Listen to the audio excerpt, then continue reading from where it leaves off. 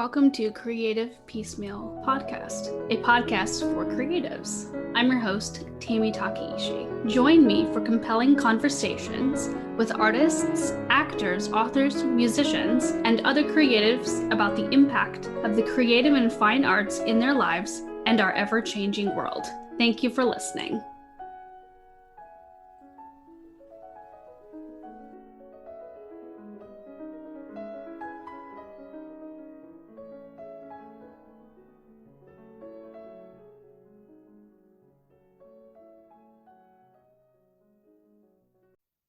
Hello and welcome to Creative Piecemeal. Today I am with my good friend and fellow colleague, Matt Pierce. He is a cellist, an orchestral musician, a luthier, and hopefully I get this right, a systems analyst who went into music and anything attached to it. There we go. I love how we were co-writing this introduction. That's fantastic. But I'm so excited to have you on the show to talk about all things music and all the things that you do in the creative aspect and the really cool scientific aspect that you bring to that. Listeners, you are in for a real treat, especially if you are a musician. So hello and welcome. Thanks for having me. We're going to get started. I would love to know your origin story. So what led you to become a musician? Sure. Well, a long time ago, I found myself growing up in Minnesota. So I come from cold places. And I can't really tell you what it was, but something always spoke to me quite strongly through the sound of the cello. When I heard cellos playing, I said, gosh, I've got to know how to do that. That's just amazing. And so as a kid, I was, just being an ordinary kid growing up. This is sort of pre-internet days a little bit back in those times, but I had piano lessons before I had any cello, and I didn't start playing any cello until I was about 10 years old. But I took to it right away. It just fascinated me that this was an instrument where the sound didn't stop changing. With a piano, you just drop your fingers on the notes and it does its thing and it sits there and it rings until you take the finger off. But with a cello, you can change things. You can pull the bow harder, you can swell the sound, do this and that with it, and you can play it with a lot of other people, which I have always found very interesting. So I worked hard at being a cellist, and I didn't practice much, but I played a lot, if you know what I mean, and did all the usual kid things behind the cello, and went actually and did an undergraduate degree in cello, and found my way that way into the professional world, where I've been more or less ever since, with a few bumps. COVID was a big bump along the way, and right now I'm not playing professionally because my wife and I have moved cities to a new job, and so until we get settled, I will not play much, but hopefully it'll pick up very soon. So that's a brief answer to how I got into it. I knew you from our grad school days, and obviously a few years have passed since then. But what is something that you learned in grad school that you still carry with you today? Yes, Tammy and I met as grad students, and we were part of the relatively small cohort of string player grad students. So we all did a lot of the same things together. One big difference was I found myself in the new music ensemble, where I was playing all kinds of ink wet on the pages sorts of things. It was really a remarkable thing for me because when I came to grad school, I didn't do it by coming straight out of undergrad. At the close of undergrad, I had decided I needed to be out of school for a little bit, and the result was that I bounced around a little bit and ultimately ended up in New England. Again, this is as a native Minnesotan. And I arrived in New England somewhere around 2000 and ended up playing professionally out there with a number of orchestras for several years before I came back to the Midwest, to central Missouri, where a couple of things came together at once. And one of them was my grandmother, who was there in central Missouri, was kind of failing, and it was useful for someone to be there. And another was New England, I had discovered, was not my place, and that I had kind of maxed out everything I could do at the level I was at, and I wanted to see if I could do more. So I actually came back to Missouri without knowing that I was about to fall accidentally into grad school. This was one of those things where, well, you know, the grad school template, right? You get all your paperwork in by November and you audition maybe in January or December, and they tell you in April, right? Well, I made the decision to leave New England in April, and I turned up in central Missouri in mid-June, and I called up the cello professor who I hadn't spoken to in 11 years, and I said, "Hey, I'm going to be in town for a little bit. Any ideas?" And he said, "Oh, I'm leaving the country in 2 days, but we have two assistantships open for this fall. Are you interested?" So I just grabbed my cello off the truck, went down and played for him, and that was that. So that's how it all came about. Now, as far as what I actually kind of took from grad school, I found it was a very interesting experience to come back into an academic environment, which had always interested me. I grew up raised by, professors, so I'm used to that sort of thing, and realized that I still had what it took to write papers and do all those things, despite having, 11, 12 years of not having done anything of the sort. And it also really struck me that, in that sort of a setting, you really do get a very close-knit interaction with a small group of people that, even though you may not talk for years afterwards, these sorts of interactions still happen. Like Tammy and I are now talking to each other just like we haven't missed a beat, no matter how much time has passed. And those kinds of connections are a real part of being immersed in a grad school situation. And I think that's one that really stuck with me, is that those connections are surprisingly strong, because I haven't found it professionally.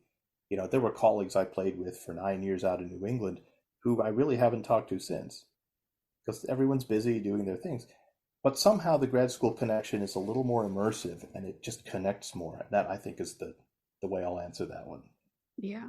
Yeah. I definitely agree with you there. It's such strong ties. I think because we're all going through that through that journey together. We're all on the same boat. Yeah, and it's kind of a sprint marathon, isn't it? That if you're out there in concert world, you were, typically in New England, I was playing with, I don't know, 4 or 5 different orchestras, playing principal for a couple of them, and you would typically get 3 or 4, maybe 5 rehearsals per concert, all piled into one week, and then you'd shuffle the cards and go off and do it with the next orchestra the next week, and it would be some of the same people, but not all of the same people. Whereas in grad school, you're looking at a couple of years of straight through every day with the same people. And I think that's what does it, is it's the strength of what you're doing coupled with the length of the stay and just Hmm. the same path. And it just does really create these connections. Yeah. Yeah. Definitely lifetime bonds for me. Yeah, absolutely. So I'd love to talk a little bit about what you have been doing recently and what we talked about a little bit before I hit record about things that really interest you in the cello world. And you talked about simplifying things. So without, of course, giving away the cow, however much you feel like telling Sure. telling the audience. Well, I think as we improvise together in the introduction, I think of myself as sort of a systems engineer or systems analyst who happens to be interested in all things cello. And so I bring to the table, yes, the artistic side of how do you make your audience just transform under the pressure of the music? How do you design the music to do that? But also under the engineering side of that. How do you engineer that response in your audience? If I'm playing this piece in this hall, what do I do to make that moment something they'll never forget? You know, but I didn't stop there, because the music is one thing, but the instrument is really cool too, right? So, hey, what happens if the sound post is out of place? Or, as I found out with my New England cello that I bought while I was out there, what happens when the weather changes and you need a taller sound post or a shorter bridge? And can you swap it out and get the right sound? And so I began investigating luthier work, partly by necessity, because my instrument was temperamental that way. And basically, the way this stuff goes, if you've never thought about it before, the top of a cello does this more than the top of a violin because it's bigger. But they're both made of wood. They do the same thing. The cello's bigger, and it does the same thing your bathroom door does. which is in the summer it sticks in the frame because it's really humid, and in the winter it doesn't stick in the frame because it's got less water in it, so the door shrank, right? And when you're dealing with the top of an instrument, it's a little different because unlike the door, the edges of the wood are fixed in place by the ribs. So all it can do, since it's curved, is dome up and flatten out. And my cello is set up pretty flat on the front arching, which gives it a lot of carrying power. Typically, it seems that if you have a high arching, it gives you a more centered sound but less power. And if you have a flatter arching, it's more power but a less centered sound. So mine is pretty flat on the front and a bit more arched on the back.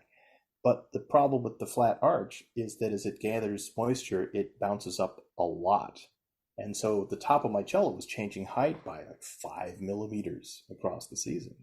And so I had a second bridge made, and I learned that when I was in New England, I had to swap the bridge out about when the leaves came out and went in, because that's how the humidity gets into the air. So up there, it was, I don't know, election day in the fall and about the end of May in the spring. And that worked pretty well. But then you move somewhere else and now it's a different timing, right? So, and meanwhile, the cello has aged and it's doing it less. So there's all these games going on with the instrument changing shape. And what you're always after as an artist is that amazing responsive sound. You want to be able to shape your sound to hook into just the mind and body of the person listening and move them with your music. And if the cello isn't playing right, well, it's harder to do that. And I learned all kinds of funny little diagnostic tricks that not everybody knows. For example, if you can't get an even spiccato on all four of your strings, your sound post head is probably too far in or too far out. Good to Right? know. Yeah, and it's one of those things nobody knows about, but you find these things and you play with them. And so I got into the engineering of the instrument, and that still wasn't enough. So I started to get into the engineering behind creativity. Like, what is actually going on here? If you're being creative, what's happening? Because we get this sort of thing, this illusion of control, right? It's like, oh, I'm going to sit in the practice room for 75 hours and I'm going to learn this like a machine and it will come out exactly as I want. And then you go play in an audition, right? And your heart is hammering through your chest and your shoulder is shaking and strange things are happening to the instrument because it's 40 degrees warmer in the hall than it was in the instrument in the warm-up room. And all of these things have happened to me, by the way, separately and together. And things go wrong and you realize, oh, I don't actually have control here. What's happening? And so I've started to investigate, okay, what do we really mean by intelligence? What do we really mean by emotion? What are these things doing with respect to performing a piece of music? And you start digging into it and you realize that so much of what we actually think is control is really just exquisitely invisible habits just piled on top of each other. And the example I usually give is, if you want to, you can run up a flight of stairs while thinking about what to have for lunch. But if you actually try to microcontrol every single muscle in your body in real time, you're going to faceplant on the stairs. The bandwidth isn't there. The lag is far too large. So meanwhile, you go into orchestral world and you play the opening of Don Juan, right? And you're playing at a half note equals 88 or something, and you've got 16th notes. And then you've got runs where you've got, 800 notes in a minute, and you're supposed to play them with the orchestra? And how does that even work? And then demonstrate that in an audition? I mean, come on, So somehow, we must be encoding these ideas into the habits of the body in such a way that we can play by feel, by tapping a sort of a mental template and just dropping it on top of the thing. And so I've gotten very interested in the architecture of these systems. How do people do this? And not only that, how does that apply to other situations that don't ordinarily register as creative? Is it possible to look at this sort of creative engineering architecture and from it sort of reverse engineer an architecture of how people actually make decisions, which is distinct from how they think they make decisions, right? So there's all this fun stuff, And through it all, I've been playing my cello in different places in the country and playing here and playing there as we've moved jobs and places. And the cello really has been the constant thread. It's been my way of tapping into this and checking in on it. But I'm really finding that the ideas are just flowering in this particular direction. And I'm hoping as we get into the new year to sit down and actually write about them.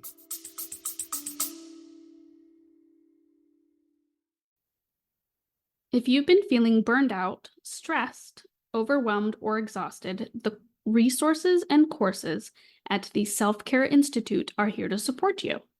The Self Care Institute was founded by Dr. Ami Kunimura and provides support for individuals and organizations with burnout prevention, burnout recovery, and stress management.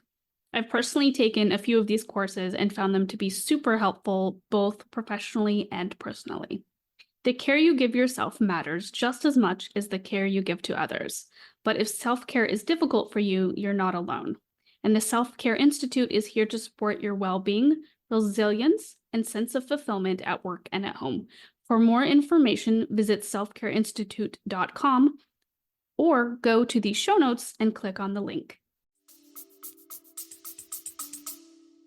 That sounds absolutely fascinating. Do you glean any information from like neurosciences in what you're writing?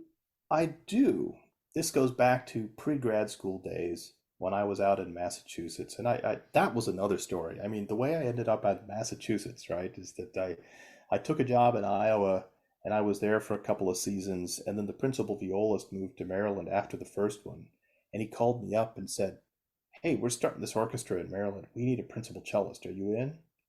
And I went out there and looked at it, and it looked good. And then I went out there, and I actually moved out there in fall of 2000. And it turned out that the orchestra didn't actually exist yet, and things were going from weird to weirder. So I ended up heading north to Boston to see if I could do something else. And that move ran into some snags such that I ended up living in my car for a while and then kind of rebuilt from scratch in New England. And so I did that, started over, got into some orchestras, was playing, and then 9/11 happened, right? This is that long ago. Mm. And you see these things going on the television, you say, well, this sort of upsets my natural order of things, right? You're seeing things that you didn't actually think were possible, and there they are happening. So it opens a door to say, well, somehow I need to understand this better. So that's running in the background now. This let's think about these things. And then while I was practicing for auditions and getting annoyed that I couldn't see my own habits, right? Because you know how it is. You can, if you have a student, they'll come in and say, oh, I see, you're lifting your pinky on the ends of your slurs. Stop doing that. And they stop, and it's great. But you're doing it, and you're doing something, and you know you're doing something because it isn't working, but you can't see what it is, even in the mirror, because you can't see both your hands at once in the mirror because they're too far apart. And so clearly something weird is going on in the habits. But what are habits, right? Being the sort that I am, found a book that was written by a computer scientist about the architecture of intelligence.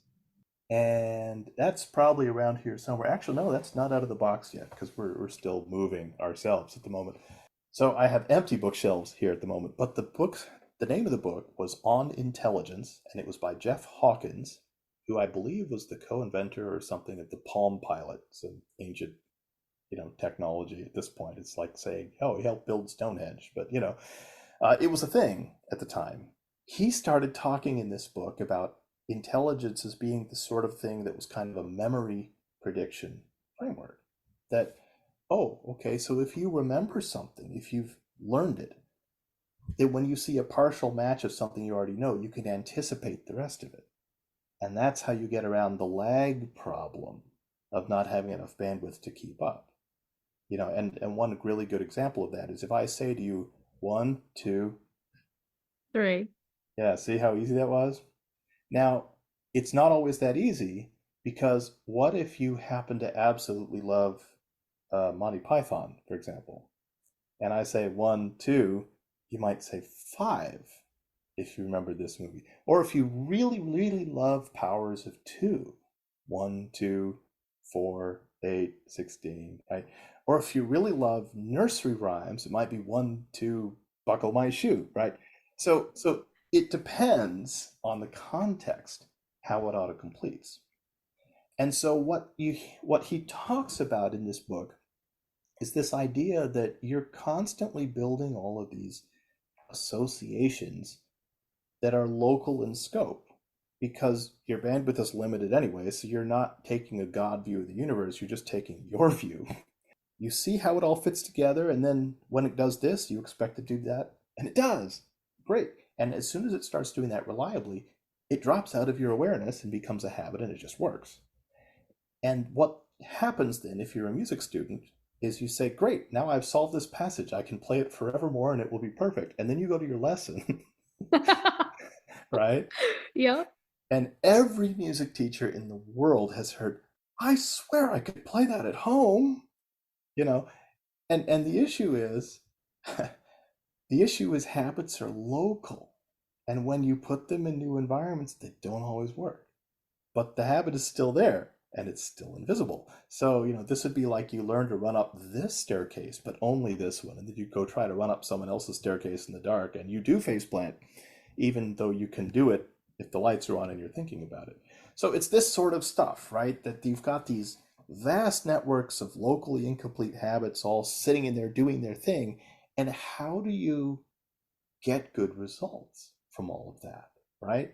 You have to try them out in different contexts. And in orchestra world, right? If you're prepping an audition, you practice with the stand farther away. You practice with the stand too high. You practice with bad light. You practice in different shoes.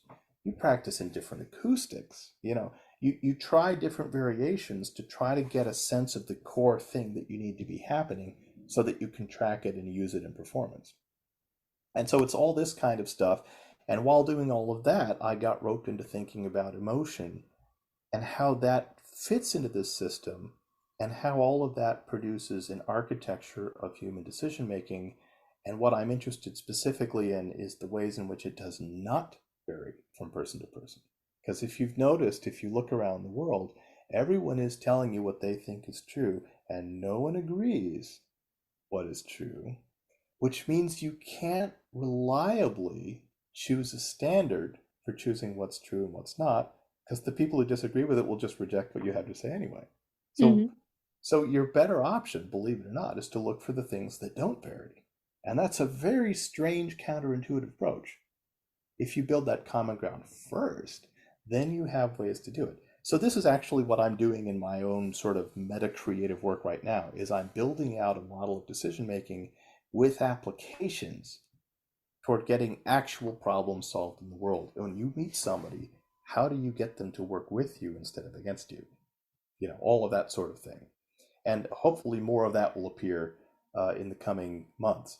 But all of it for me is driven by this intersection of my deep, deep knowledge of cello playing with the sort of stimulus of the 9/11 situation saying we need to look at this, and then this book on artificial intelligence that I read, and it's like, oh my gosh, this makes sense.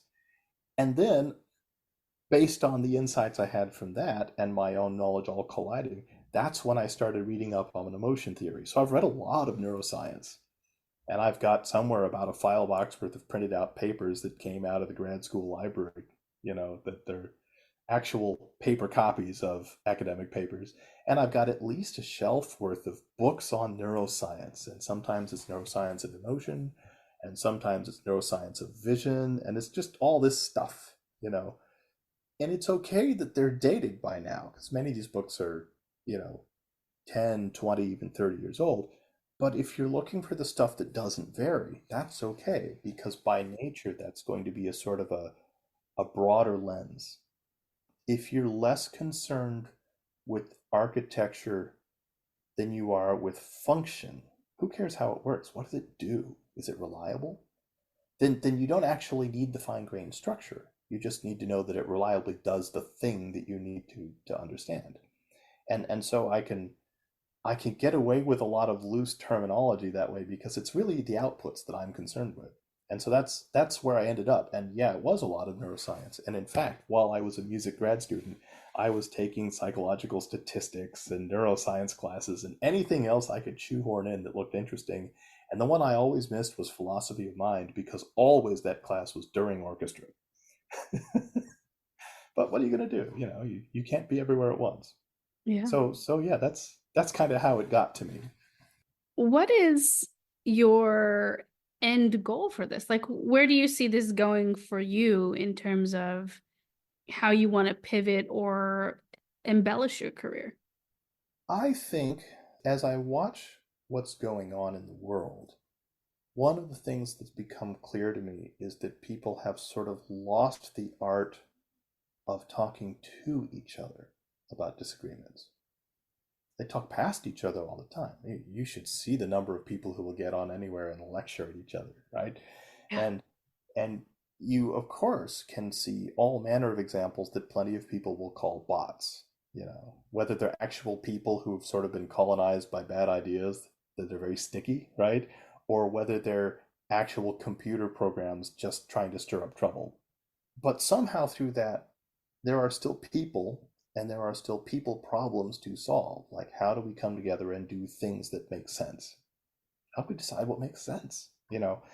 And I think that if you leverage the universal similarities of decision making, you can create a roadmap that works on all three levels. And one of them is within person.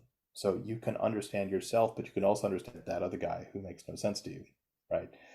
That's one level. The second level is within group, so within person and then kind of between persons or in small groups. So if you have a small, say 10 or 20 people, you can figure out how to leverage consensus and lead it in a useful direction, even if you don't have all the right answers, right? If you have the process that gets you the right answers and you know how to share it with people and get them to buy in, that's very powerful. And that's a career building kind of a thing too. If you're good at that, people will hire you to do things, right? And the third scale is across populations.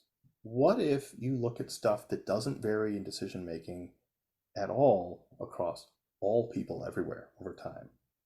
Does that show any standing wave patterns? Can we say, oh, this happens, and it comes not out of our real imagined differences, but out of our similarities?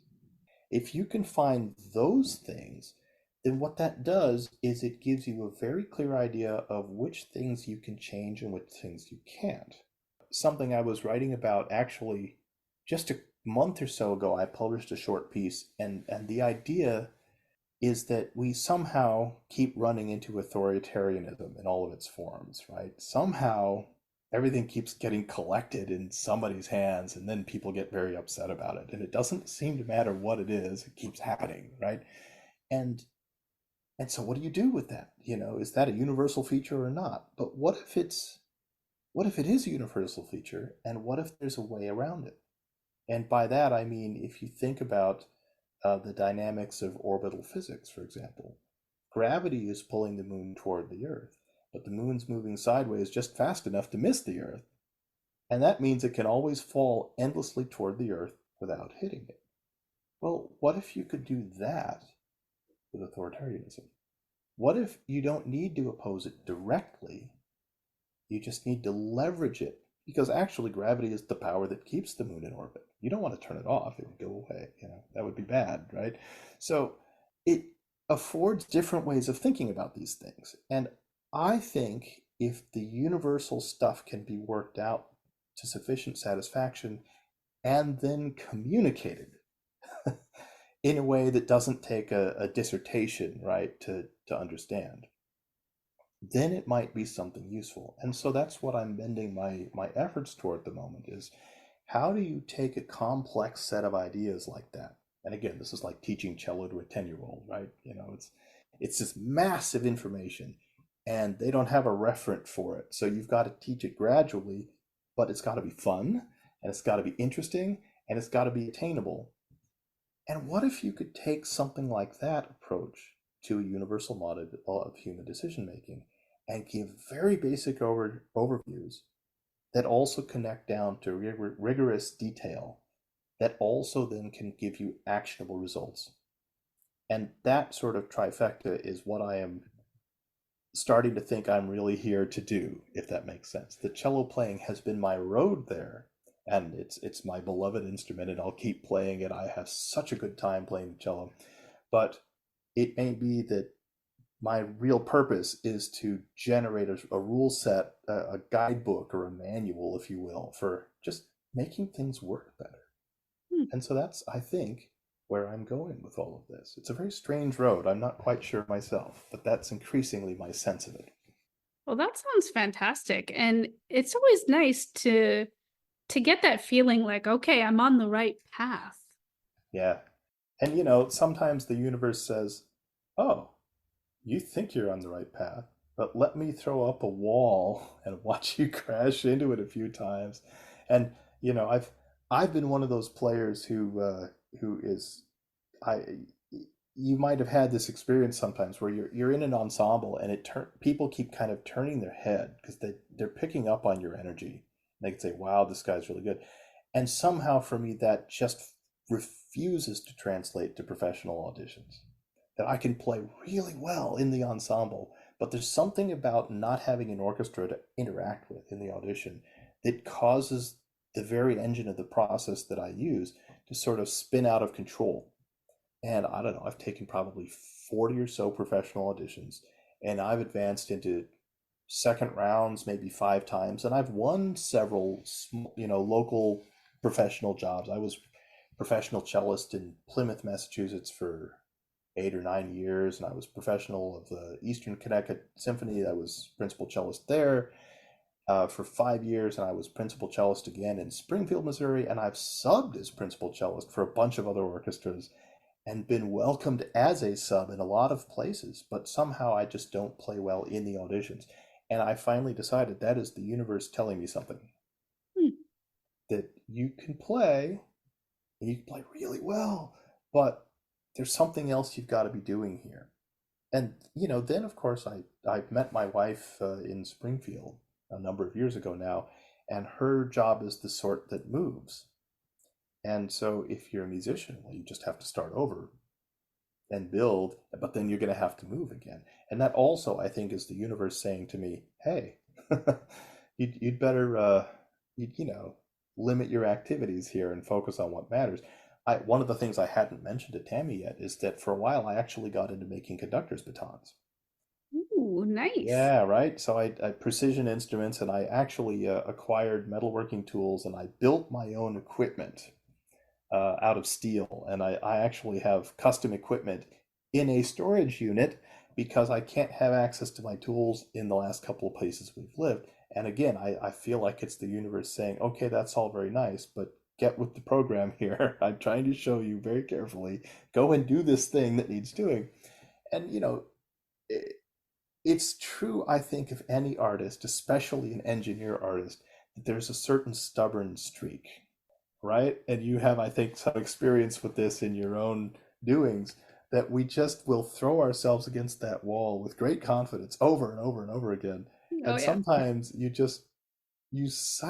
to take that step back and say, "Now, wait a minute, is this really the right play?"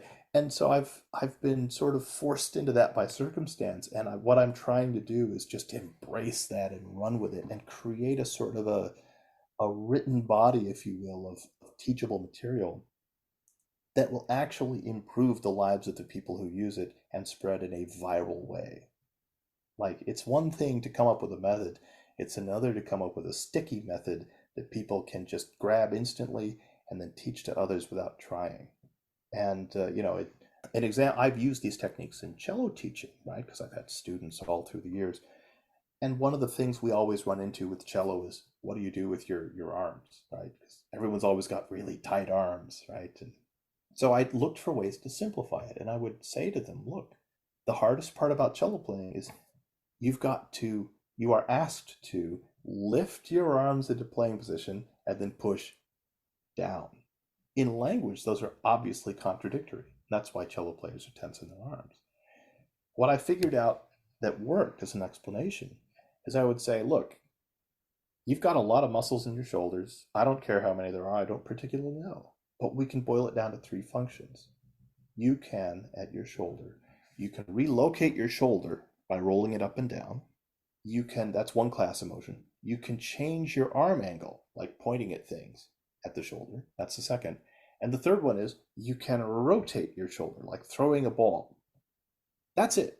Every shoulder motion you make is a combination of those three. And they're independent. You can point your arm up with your shoulder down, right? That kind of thing. It doesn't actually contradict. And the way you solve the cello tension issue is that you provide all of your power into the instrument rotationally. You pour in with just the rotation and you let the other two classes simply go wherever they want to help. And so you simplify it and you make it into an idea that the mind can grasp and the body can execute, and that the mind can check whether the body is executing. The way I started teaching bow grip is I said, take this certain part of your first finger, and if you want to know, it's the outside of the first finger between the two knuckles, and stick it on the top of the bow, and everything else in your hand just takes care of that contact point. That's it. Simple. And if you simplify it in the right way, then you say, okay, now that's your power source. You're going to pour power into that rotationally from your shoulder. Your elbow and stuff's just going to go wherever it needs to go to help that happen. We don't care where. Let yourself be surprised, and the body will find it. And that way, you're tapping into the body's nonverbal methods of building habits, while also tapping into the mind's ability to describe those habits, even if it's not in words. It might be a feel, or something like that. And so you're looking for these very simplified, this is the opposite of an anatomical lesson, right? We're not cracking textbooks. We're not looking at academic sources. We're just saying, here's some real world experience. It works, go do it. And I think all of my experience in cello doings should be able to take me that direction with decision making. It's just I have to figure my way through the thicket and know where I'm going, so that I can pathfind my way up the mountain without confusing everyone on the way. It's almost like very meta that you're going to be using decisions to help other people make decisions. Isn't that funny? Yeah, it's one of those things where it's actually sort of like doing calculus. Like if you ever had to do limits and stuff and integrals that you would start out and you'd say, okay, we approximate this area under this curve by making the loose fit of boxes. And then we make the boxes smaller and smaller and the fit gets better and better so that when the boxes are infinitely small, the fit is infinitely right and somehow it's an even number, right? It's kind of like that. It's these infinite games, but they're an infinite game that converges toward a, a point value instead of diverging. And that's what I find when I look at the populational level effects of decision making, is that locally all you things you look around and on the internet and stuff, it's these divergent interests. I want this. Well, I want that. Well, you're a terrible person. All these things are going on. But in the long run, and in the global situation, based on the similarities, the universal ways in which decision making does not vary from person to person, once you know about them, what shouts out of the data is convergent interests. We're all going to need to do this, aren't we? Or it's not going to work. And when you have that kind of leverage, it's a matter of, I forget who it is that talks about this sort of thing, but the fun thing about science and engineering is that science is sort of how the thing works, and engineering is how to build the thing so that it works. And if you've solved the science on something, all you have to do is solve the engineering. If you haven't solved the science, you don't know what you're going to engineer yet. Now, I have the feeling that I've solved the science, if you will, in a very general sense, in this sort of a put your finger on the bow and take care of it with the rest of your hand kind of a sense, that this is how it works. And now what's left is to engineer an explanation. And the universe has very helpfully stripped away a lot of my distractions so that I can focus on the problem, which I find intensely, personally annoying, but that's another problem. Oh, goodness. It's interesting how that works out, isn't it? Oh my gosh, yes. that you think, oh gosh, I've got this all figured out now, and then there's a big old rug pull, and you say, well, shoot, I guess I'll go do this then. Thank you very much. The trick to it is to keep a good humor, isn't it? Because it's very easy to get despondent, and this happens, as you know, all the time in the arts, right? To progress in the arts is to fail thousands of times. Oh yeah. And you progress by failing because what you're doing is you're chipping away the marble to reveal what's left. And when you start on that sculpture, you might know exactly what it is, this intricate, beautiful, elegant thing in the block of marble. And everyone else, it looks like a chunk of rock. And it'll look that way for a long time because you can't go fast. You've got to chip away. And you fail a lot. And at the end point, when you look back on it, what you will see is this incredible thing of surpassing elegance and integrity. But in the moment, there are some very dangerous times when you say, oh no, I just knocked off a whole piece I thought I was going to save. And you say, oh, wait, I can still save it. And what you end up with is very rarely what you thought you were going to end up with, because none of us has perfect information to start out, and because all it's buried in habits anyway. So you get led down this path and say, oh, how did I get here? And the habits laugh and they say, oh, we did that. And and you end up in these strange places. But if you keep that sort of joyful energy and this sense of humor and this sense of possibility about you at all times, that's what opens those artistic doors. Nobody wants to play with the guy who's always grouchy, right? Now, you don't want to be entirely manic and crazy, right? You want to at least occasionally rein it down a bit, but you want to bring that positive energy and uplift things, and just be prepared for things to open in entirely unexpected directions, without warning, or Mhm. close in unexpected directions too. COVID did that to a lot of us, right? I Yeah. was among many people. I was telling Tammy that we had moved to a new location, and I had gotten onto a bunch of sublists. But when COVID shut us all down, orchestras weren't hiring from sublists. They were giving their only opportunities to the contracted players. So I went 20 months without any concerts. And that was a shock to the system when I'm used to playing, 50 to 100 concerts a year or something, and to go to none. That Mm. was that was an adventure. And you learn things that way. And some people got out of the arts, and some people took the arts in different directions, and some people just came back as they could. And you don't know which one you're going to do when you're faced with that kind of a challenge. But if you keep your positivity and your sense of wonder, things will come to you. And I find that that's a very important aspect of the decision making, is that you've got to leave that aspect of it Mm. open to the light. And I think that's what makes this so much fun in the long run. That's what makes the best sculptures, as you chip away and say, "Oh gosh, I didn't know I was making that, but boy, it sure looks cool." I love that. I love that.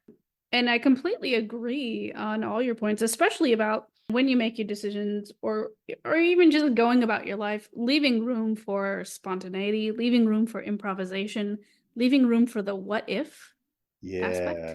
you know? Yep. Yep. And it's possible to overdo it. You don't Mm, want to build something strong and sustainable and just chuck it all away on a whim. yeah. Uh, Not every time, anyway. Sometimes you're forced into it. Some people will get pulled into doing that unwisely, and you don't want to be that person all the time, but that also is a great way to learn things. But yeah, you develop a certain resilience and a sort of a joy in the free-flowing combat of improvisation. And the main thing is, yeah, to find a path that works. And since we look ahead and it's all very uncertain right now, no one actually knows what that looks like. It is tempting, I think, to despair. And as an artist too, right? One looks at the world and it looks dark, but there is an old saying from somewhere or other that great art requires suffering. That without the prompt of real introspection, you can't unleash the greatness. Mm. And you have to know how dark it can be to really create the contrast. That's part of it. But also, you've got social media and everything else selling you the notion that those people are stupid. Well, if those people are stupid and everyone disagrees on who those people are, then everybody's stupid, and that's disaster, right? You can't get anywhere that way. So you have to say, no, wait, maybe it's this misunderstanding. Maybe we just don't understand how decision making works, And it's all these interesting wrinkles. And if you open your perspective to the possibility that most of what's going on is colossal misunderstanding, Mm.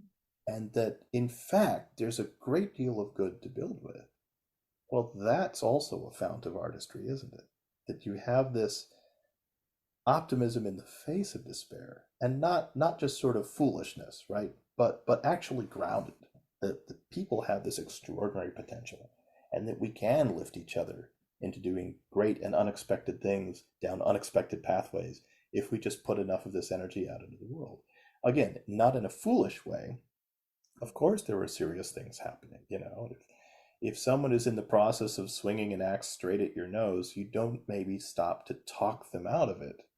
But if they haven't started doing that yet, perhaps you do. And it's all of this sort of leverage is there for the taking. And if we can see past the gloom and doom that gets broadcast in so many ways, and just remember that what is underneath it is this animating artistic spirit that's been around literally for centuries. We can go back and listen to 900-year-old music, and say, hey, listen to that. There's something here.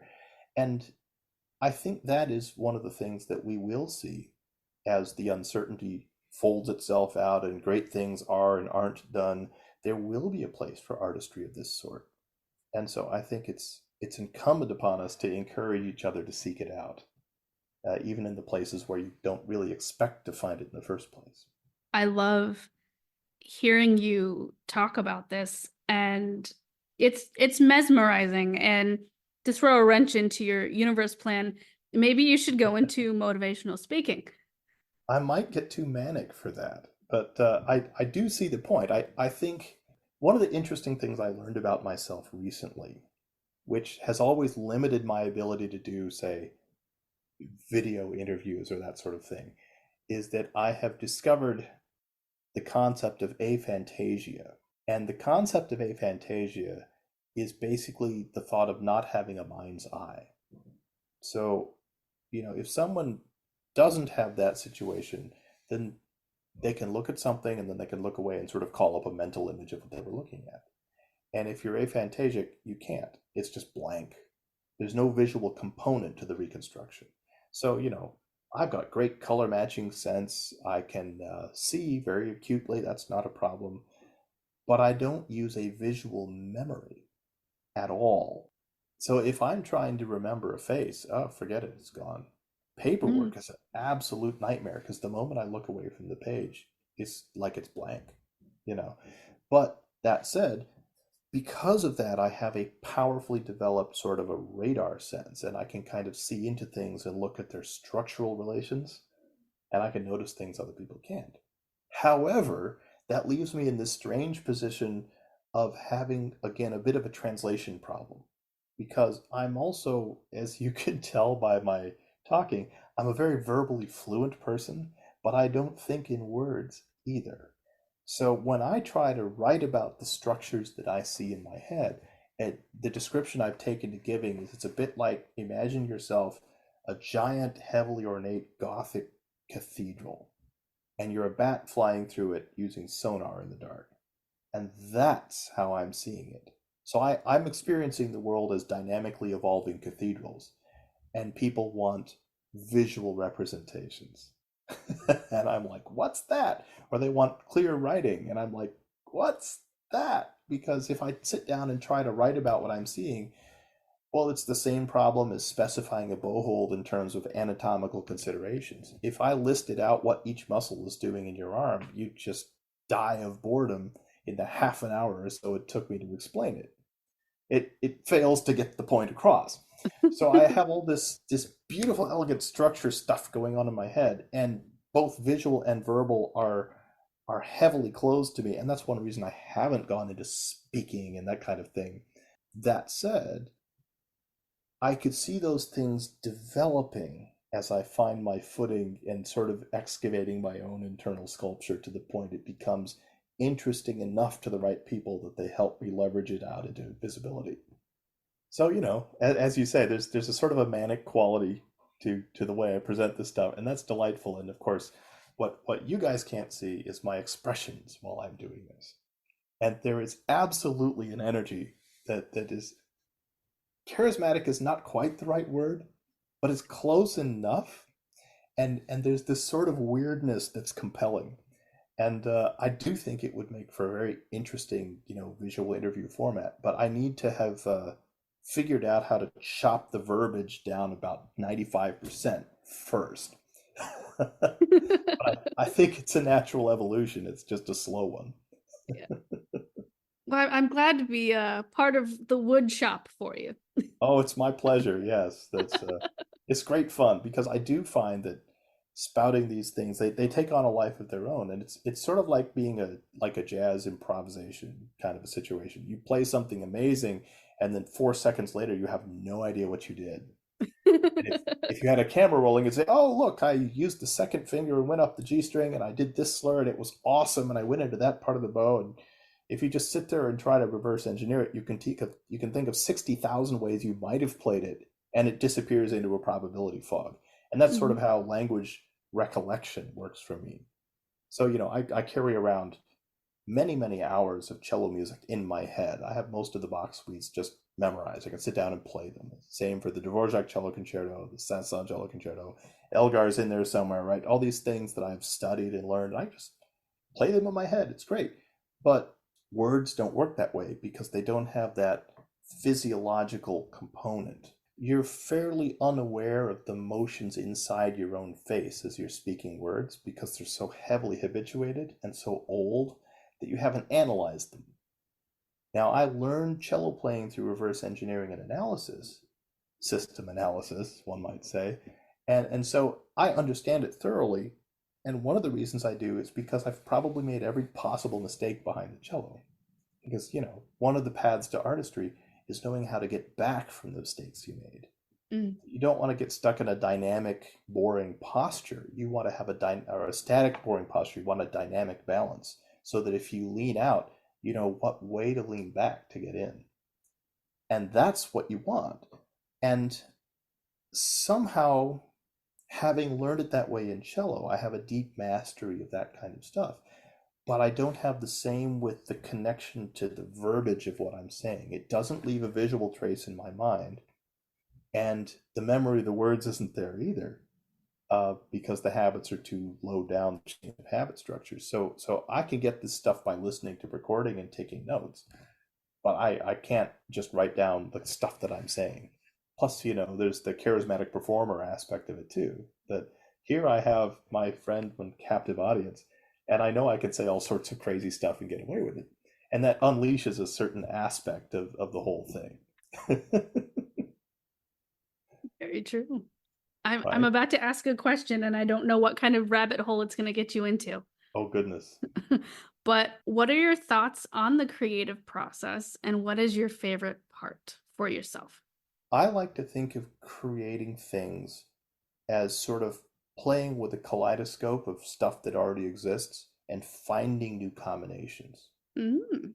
So it's not that you're just spinning stuff out of whole cloth and saying I'm inventing this. It's more like reaching out into the pattern world and knocking things around, and when they stick and they resonate, pulling them back. One of the things that I always liked thinking about with music theory is that they didn't invent music theory so that they could write better music. They invented music theory as a systematic way of explaining the music they'd already written. That you went out and you grabbed the music from wherever it was, out in the void, and you brought back the stuff that sounded good or cool or tweaked the emotions a certain way without actually knowing where it comes from, but that sort of has that feel of coming from somewhere. And I know that when I'm really in a great performing state of being, that it feels like a conduit, that it's a flow experience and that you're in the orchestra, you're surfing this vast, exuberant wave together and all just kind of feeling these little micro adjustments and improvising in real time with 100 people within a very tightly constrained framework of notes. And it's the most amazing thing when, oh, look, the principal oboe is doing this amazing moment in the solo, and they're just taking a little bit of time, and the whole orchestra just changes the sound and just flows with it. And these things are found in the moment. And then to sit down and record them, well, that's reverse engineering, right? Mm. So I think that's how I look at it, is that it's not so much coming up with something good. It's more like reaching out into the void or throwing rocks into the void to see what ripples back, and doing it enough times that something interesting happens. And you've probably encountered this too, that people talk about this with writing. In social media, people point out all the time, you never know what's going to go viral. You just know something will go viral. Mm-hmm. Well, you increase your luck surface area by writing a lot of stuff, and then something will happen. Well, I think creation is like that. You just have to try a bunch of stuff and accept that a lot of it's going to be non-productive or just not satisfying, but the good bits are going to be really good. And you don't have to be a Mozart to do this, where you have the entire symphony in your head before you ever write it down. You can be a Beethoven, you can scribble in the pages. You can be a Brahms, you can burn your manuscripts. That's fine too. But the trick to it is to give yourself permission to look like an absolute fool trying it and not be good yet, because you get good by building the iterative habit structure that chases you and slowly constrains you in the right direction. You don't get good overnight. That's not how it works. Insight can come from anywhere. I mean, this whole thing that started me out on decision theory came from a young professional cellist who was thinking about the problem shaped by the 9/11 thing and happened to be reading a book on intelligence and habit structure. And here we go. It's it's the unlikely Venn diagrams, the intersections of weird combinations where you can really make a mark and do something great. So it's useful to collect a lot of different talents, a lot of different stacks of things that sort of overlap. Oh gosh, who was it? As Scott Adams used to talk about this stuff all the time, the Dilbert guy. Remember him, right? And Mm. Oh he yeah. would he would say that you don't have to be the best at anything, but if you're like even halfway good at six or so things and they have a unique overlap, there you go. That's enough. So, from a creative aspect, then to turn it back to that, I think if you want to maximize your creative surface area, collect interesting experiences and see what resonances they spark in you. Again, don't be foolish. Don't go rock climbing with no experience in winter, in the high mountains. That's not going to end well. But, do things you might not ordinarily do. Whether it's travel or trying foods or just anything, go take up dancing or, try your hand at a mechanical job, make something and watch it fail hilariously, but try things in different mediums and in different combinations and just sort of open your sensitivity to the Venn diagram overlaps where two or three or four things come together and say, oh wait, that's interesting, and learn to recognize that spark that makes you sort of shift your posture and say, I caught something there. And then you decide whether or not it's worth chasing. Sometimes they aren't. I actually made batons for several years. I probably sold 300 batons. But right now I don't have shop access. And before that I had it, but COVID shut everything off, so no one was buying batons. And right now, fine wooden batons are not a great thing to sell because disposable income is scarce. So, what do you do? But it doesn't have to be permanent either. I learned a lot through that and I gained other skills. And the skills I gained from doing that precision work set me up to do some other interesting things. So the creative process it's continuous. You might create yourself into an entirely different direction that you didn't expect at the time. And that actually happens more often than you would think. So I think that's the way to think about it, is you're finding unusual intersections. And the more things you have to intersect, the more of those you'll find. And the more times you try it, the more directions you'll have to potentially chase, whether it's in parallel or in serial. You just kind of follow the flows and follow the fault lines and just quest along and see what happens. That's, I think, how I would answer that one. That's probably one of the most eloquent answers I've received, and I'm like soaking it in. I'm soaking it in because I completely vibe. Is that what the Yeah, kids say right? nowadays? I Vibe think with so. Yeah, yeah, with what you're saying, and 100%, yeah, right? 100% It agree. just, Like that's how I view and feel about creativity. I could not say it as well as you. well, I couldn't write it as well as I said it. If you hadn't asked me the question, it wouldn't have unlocked the answer. And for me, that's part of my creative process. I have to get out more and talk to people because I've done all of this digging about in the subterranean caverns of how this stuff works. So I have this vast body of knowledge, but unless someone asks me the right question, it doesn't answer in words. And so this is part of my creative outreach that I need to do is get myself out there talking to more people this year. So yeah, it's fantastic fun, isn't it? It is. It really is. I mean, like I could do this with you like for hours, literally Right? hours, just fielding you questions. And that's the hilarious part is that you hit these veins and it's like, oh gosh, there's a rich vein we could just mine here.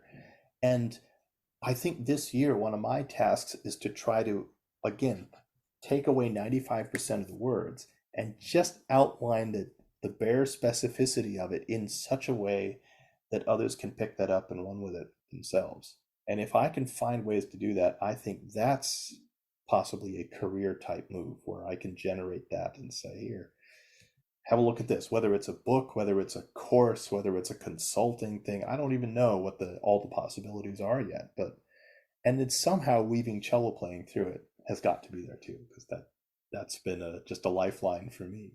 I love that you're at an interesting intersection where you literally have infinite possibilities.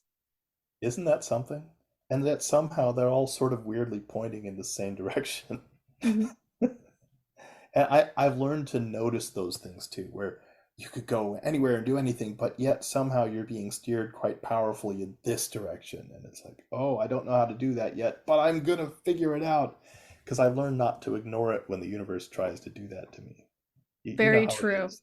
Oh, The first yes. couple of times you do ignore it, and then really some things happen that you wish maybe didn't go that way, and then you start to say, oh, maybe if I eased up on the brakes over there and steered a little over here, and maybe that would have gone better. But then you just, it's like anything else, though.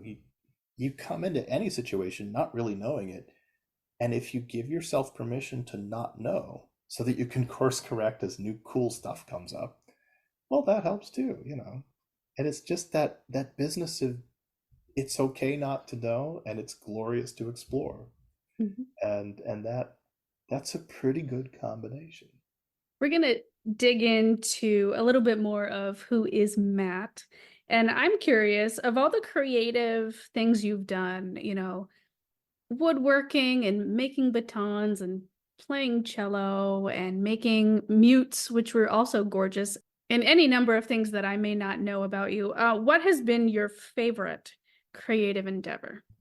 Oh gosh, let's see. Well, let me try to give you a couple of different options, different scales, as it were. One of the last things I had a chance to do in Springfield before leaving it was I had a chance to perform the Cecil Cello Concerto with the school at which I was adjunct facultying. And that was sort of hilarious because it was in the same week as the local opera.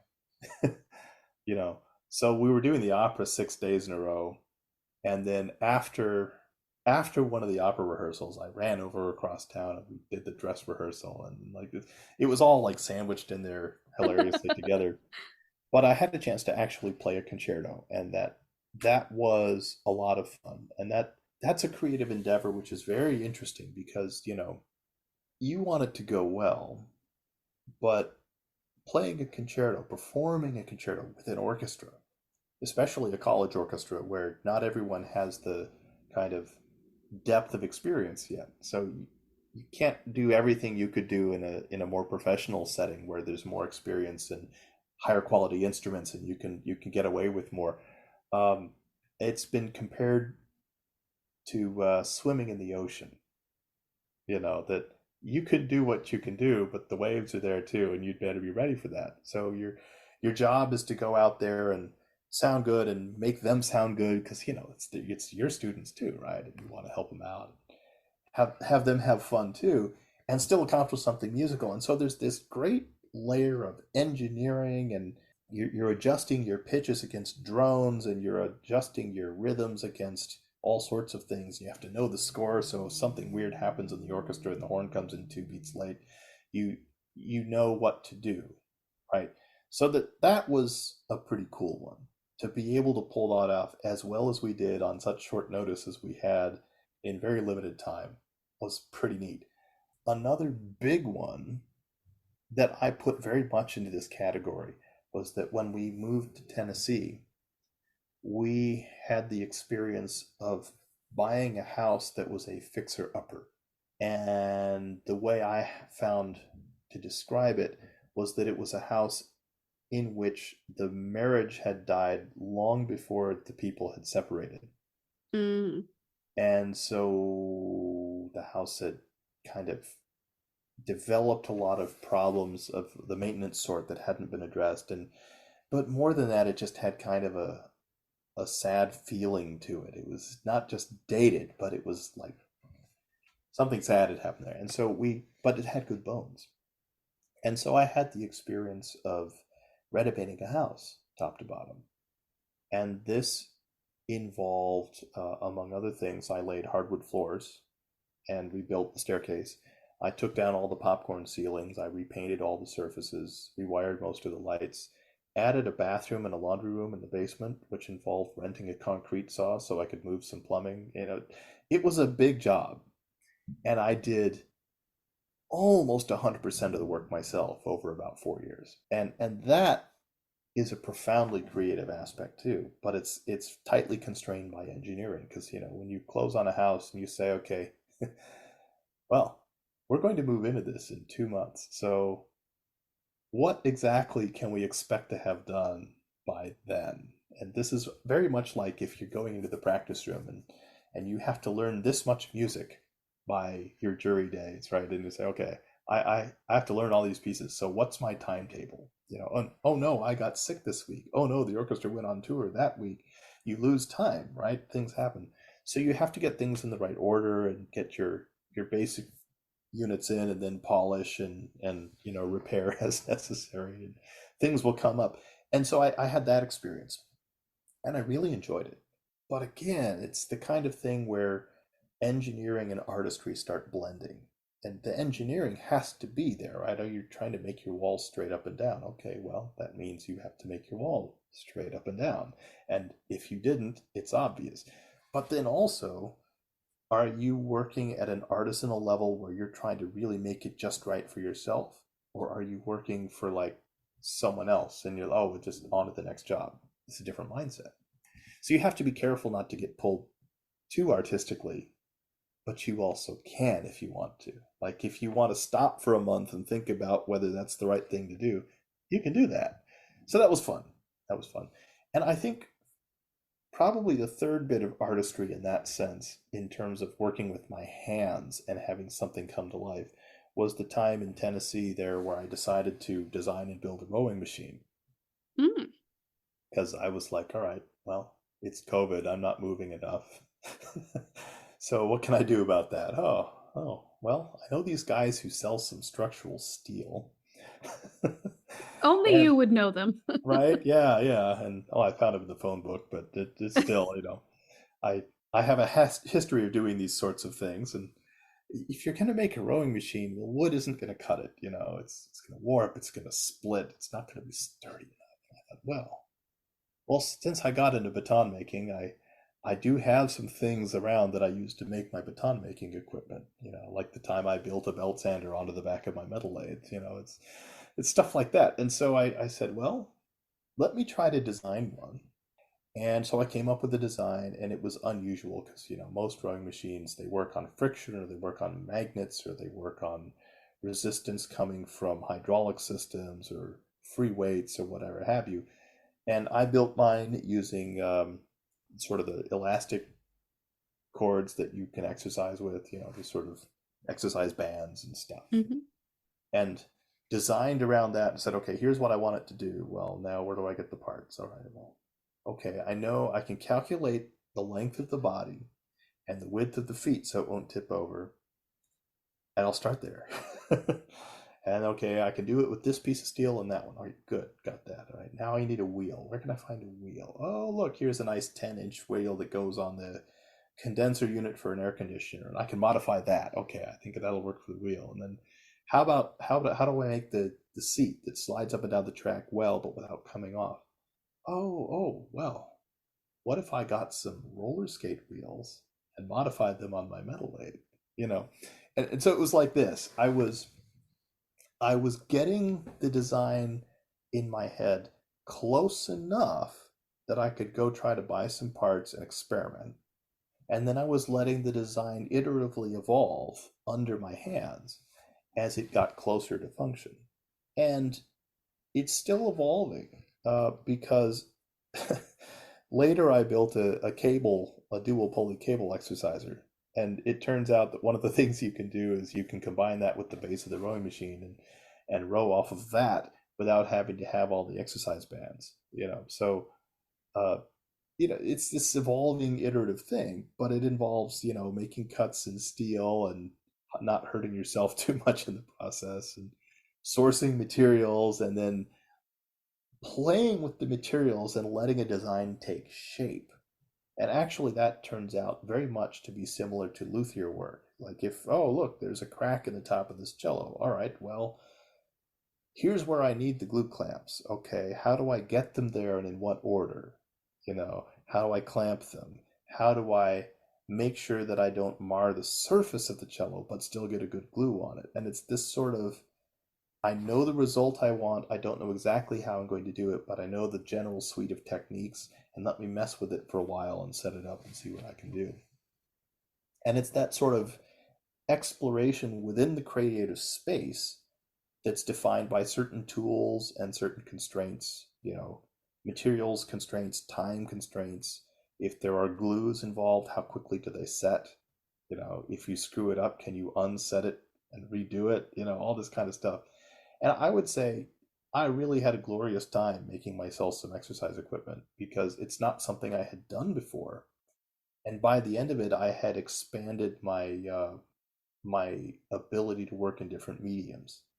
Then, of course, when we moved, I was able to part with some of my larger power tools because by then I had amassed a garage full. And when you move into something more resembling an apartment, that's not going to help. So I used to have a 14-inch bandsaw that was taller than I am, and I'm 6'2", so that's something. And at one point, I had acquired an ancient metal lathe that had the copyright date, a patent date of 1887, I think. And it was from the era of steam locomotives, kind of a look, like big old gears and built like a tank. And I don't know, it was 5.5 feet long and probably weighed 600 pounds. And I did once unload it out of a pickup truck myself. I don't recommend it. I think it took me 2 hours to figure it out. But before leaving Tennessee, I sold it to an old retired machinist, and he and his wife showed up in a minivan, and he and I just picked up the parts of it and chucked it into his van. It was insane. I didn't think it was humanly possible, but we did. And, so you collect things, and then when the time is right, you move on from them. And the goal is to keep that creative ferment available. And the neat thing about the current times is that despite how weird they are, there's so much information available. And you can play with information and streams of information and styles of information. And if you're into video, you can do that. And if you're into audio, you can do that. And you can have a really good time not getting hung up on the differences. Like, what's this guy talking about? What's that person talking about? How could they disagree so badly?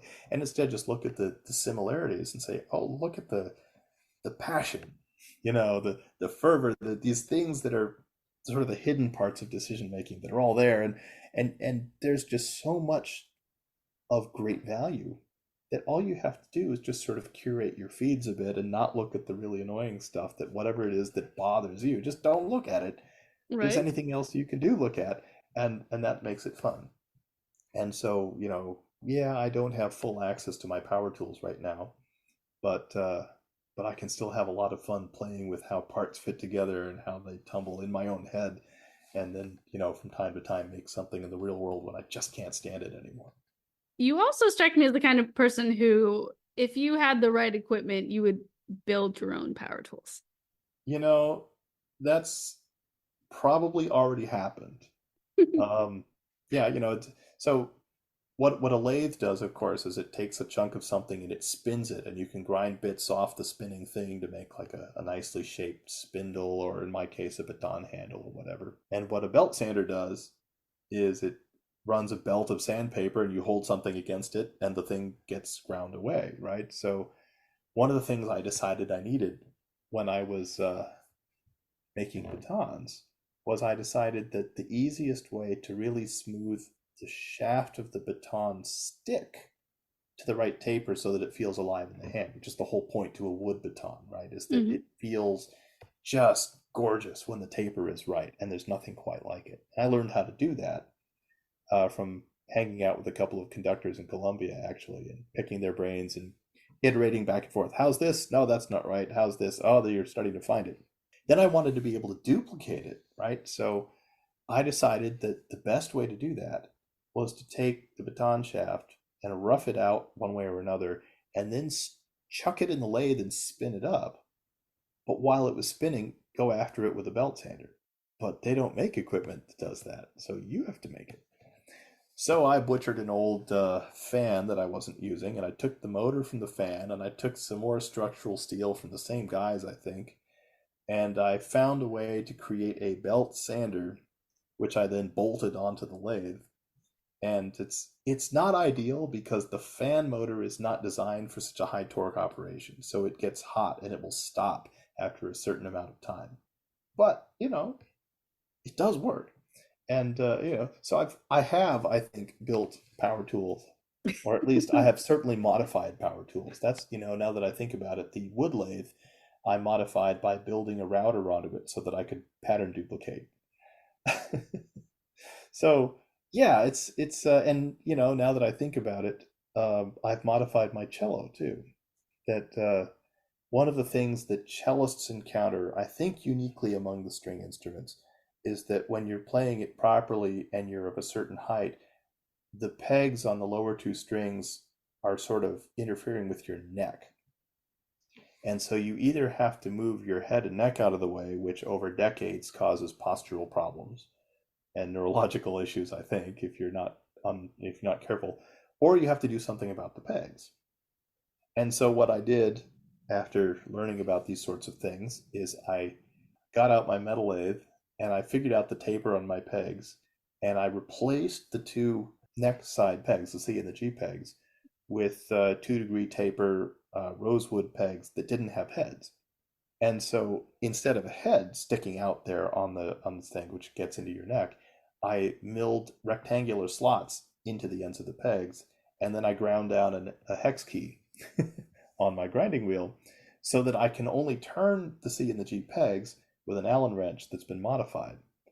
But the flip side is now my neck posture is better.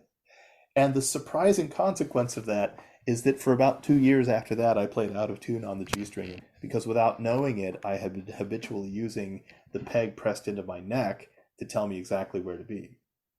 Oh, And interesting. I had to relearn new coordinates based on where the arm was. But I did. Now I'm fine. I play in tune again. But yeah, it's very weird the things that you discover. That's habit for you. It's part of the fun. So yeah, I like to play with things and modify them.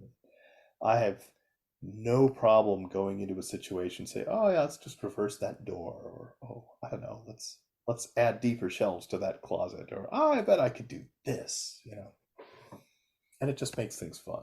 Now, it makes things less fun when you actually have to move all the stuff, because by this point you're talking heavy tools, and I have a lot of books, and even though I've whittled my books way down in the last couple of moves, I don't know, I probably sacrificed 40 shelf feet of books by now, and I still have probably a solid 40 shelf feet left. I'm trying not to buy as many, which is good, I guess. It's hard to do though, you know. Oh my goodness, they just call out to you. Of course, these days you can go online and get summaries of half of them. So I do that because I need to know some things, and I need to know whether I need to get the book. And I do still buy books, but sometimes you investigate and say, no, that one could have been an article. I don't need the whole book. And sometimes, nope, this one I do need the whole book because it has too many things in it. And then sometimes I either read them and say, yep, got to keep it, or you read them and say, no, that was a one read book, that's fine. Or sometimes you don't read it, and then by the time you do, it's outmoded. That happens too. Mm. But yeah, either way, you have to move them around a lot, so that's a bit of a challenge. But yeah, Yes. between the books and the power tools, it's a bit nuts. But at least we know who to go to at the Oh yes, apocalypse. that's It's you. right. Yeah, I have all sorts of possibilities over here.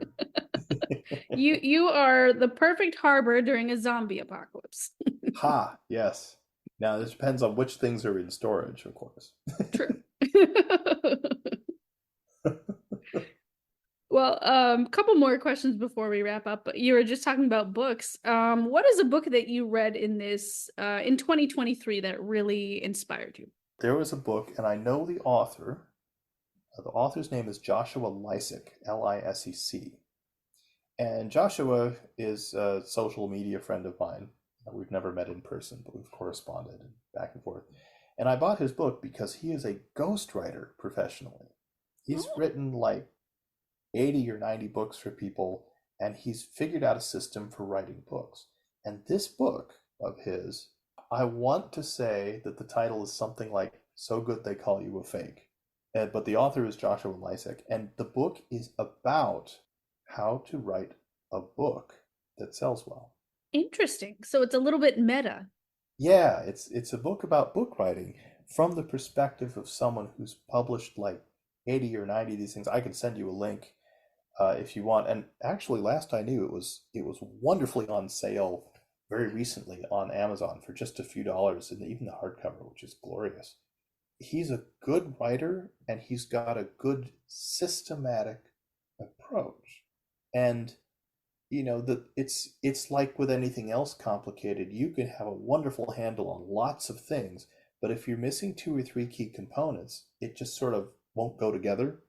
And one of the things I've been using social media for is to fill some of those holes in my own understanding of the world. I've learned a lot more about business and about marketing and about copywriting and about these sorts of things that go into conveying written information well. And he's been one of my main sources. And so that one, I think, is the one I would choose from my 2023 readings. Nice. Final question. If you could bring back any creative person from the grave and have dinner with them, who would you pick and what would you have for dinner? Oh, that would be a tough question. I mean, there's so many that just come from music, that you think, oh, well, if that guy could have written a little bit more music for me, that would have been wonderful, or something like that. But boy, there's a whole bunch more of them, aren't there? After thinking about it and stalling for a few seconds, I think that one of the very most interesting people to talk to might be Frank Herbert, the guy who wrote Dune. Oh, And if you don't know Dune, I mean, they've been making it into a movie again. This was a science fiction book from whenever, the 60s or 70s, that for a long time had the reputation as possibly being the best novel ever written, kind of thing, at least among science fiction people. And he wrote many other things, and so they made a movie out of it at least once before, and now there are at least two movies into the current version of movieing it. And but the thing about Dune is what it reveals about Frank Herbert. And what it reveals about Frank Herbert is that he was an absolute master observer of human nature. That's the sort of book that opens doors in the mind. And I find when I reread it, it makes me feel more intelligent for a while because the characters are very sharp and intense and intelligent in what they're doing. But he always struck me as someone who would have been just fascinating to talk to Hmm. because it was clear that something about the way he understood the world and the people in it had a profound resonance that just sort of worked. And he was not always explicit about that in his writing. It just showed in the way things were crafted. And I think he would be an absolutely fascinating person to talk to. As for what we would eat, well, I don't know what Frank Herbert ever did eat uh, at all, but I will tell you that from my own personal experience, I have in recent years become quite a fan of Indian food. So I would say if there were really an excellent Indian restaurant nearby, and in fact there is where we are now, and I know where it is, and that's a wonderful thing. I think that's the way I would go. I would do Indian food with Frank Herbert. That sounds fantastic. Excellent all the way around. It sounds like a very strange combination. I can't remember if Frank Herbert was ever in India. I know some other authors I've read were, but I don't know whether he ever was. But anyway, that's what I came up with. Matt, thank you so much for being on the show. Do you have any final words that you'd like to impart? Well, I think it just sort of comes down to one of the themes we've been sort of batting back and forth through our conversation, which is that doing artistic things doesn't really constrain itself to a particular medium. It tends to transcend the medium. It's more of an approach. And if you do it with the right sort of lift in the heart and the searching gaze, and don't be afraid to look in the dark places, but kind of aim high anyway and look for the good things too, it is one of those uniquely powerful things that has the capacity to lift people out of wherever they feel stuck and give them new tools to just kind of find better paths. And I think it's really one of the most powerful and important things people can do, no matter what direction they do it in. And I think that's the thing to keep in mind is to don't be afraid to take an artistic approach to anything. And especially if you can couple it with a little reverse engineering and the figuring out and the mastery of the approach, that's even more powerful. But it starts with that artistic eye as well. So I would say just keep after it and go forth and do joyful things and just have a lot of fun doing it. Wonderful. Wonderful. I love that. And I love how motivating that is and inspiring that is. Matt, thank you so much for being on the show. Listeners, please check the show notes for, I guess, interesting links that I'm going to insist Matt send me later. And we'll go from there. As always, thanks for listening. Thanks for listening to the podcast. Like the show? Have a question? Stop by the Facebook and Instagram pages. Links are in the show notes, or search for Creative Piecemeal Podcast on social media and click follow for all the latest.